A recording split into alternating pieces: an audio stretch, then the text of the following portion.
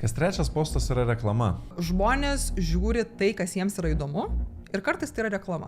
Žmogus galų galiai jisai pasirenka atverti tą savo piniginę, ne? Ir jeigu jis pasirinko tą piniginę atverti, žmogus yra tam tikra prasme pažeidžiamas, galima jo manipuliuoti ir ypatingai su visais algoritmais, kurie mūsų supranta geriau negu mes patys. Nespauskit mygtuką, žinai, spaudžia tą mygtuką. Man atrodo, buvo Black Friday dealas, kur buvo nepirk šitos triukės. Bet aš dabar noriu iš principo darysiu. Visos Amerikos prezidentų kalbos yra parašytos 5-6 lygmenių. Ne dėl to, kad jie yra kvaili, ne dėl to, kad jų publikos yra kvailas. Dėl to, kad tai aš kaip elgsenos specialistė, aš bandau suvokti, kokia yra ta tikroji žmogaus intencija, kaip jinai iš tikrųjų veikia, tai kaip mes mąstom, taip kaip mes motyvuojam save ir kitus. Visa tai yra išlikę mumise kaip pasurvinių žmogui. O su kokiais klausimais dažniausiai tave kreipiasi verslai ar žmonės? Tai dažniausias klausimas visą laiką yra, kaip padaryti, kad pirktų, ką aš noriu parduoti versus ko useriui reikia. Ar asmeninis brandas šiandien parduoda geriau negu verslas? Aš pasitikiu tuo, ką aš pažįstu. Aš žmogum pasitikiu labiau negu kažkokiu neaišku logotipu, nes kas yra logotipas? Nu nieko, paveiksliukas. Kaip žmonės veikia šitie skaičių žaidimai?